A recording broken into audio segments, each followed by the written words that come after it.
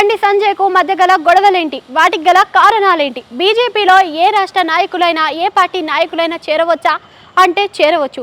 Telangana BJP రాష్ట్ర అధ్యక్షులు రామచంద్రరావు తెలిపారు. అయితే దీనిలోనే స్పష్టత చేసేందుకు 42% బీసీల రిజర్వేషన్ కు బీసీలకు మాత్రమే కేటాయింపు ఉంటుంది. దీనిలో భాగంగా ముస్లింలకు ఎటువంటి కేటాయింపు ఉండదు.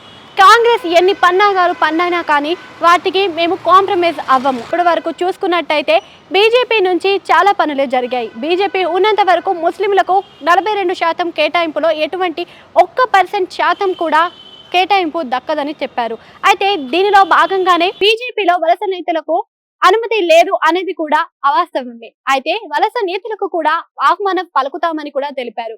దీనిలో భాగంగా ఇంకో విషయంగా ఈటల రాజేందర్ గురించి కూడా చెప్పుకొచ్చారు. ఈటల రాజేందర్ పార్టీలో ఉన్నప్పుడు ఎన్నో పనులు చేశారు. ఆయన మీద ఇప్పటి వరకు ఎటువంటి వ్యతిరేకత బయటికి రాలేదు.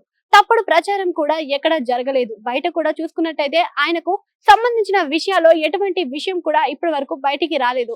హైడ్రా ఉన్నప్పుడు హైడ్రాకి వ్యతిరేకంగా కూడా బీజేపీ ఎన్నో పనులు చేసింది. దాంట్లో ముఖ్యంగా ఈటల రాజేందర్ కూడా ఉన్నారు. మన కరీంనగర్ లో జరిగింది విభేదాలు కావు, వర్గపోరు మాత్రమే.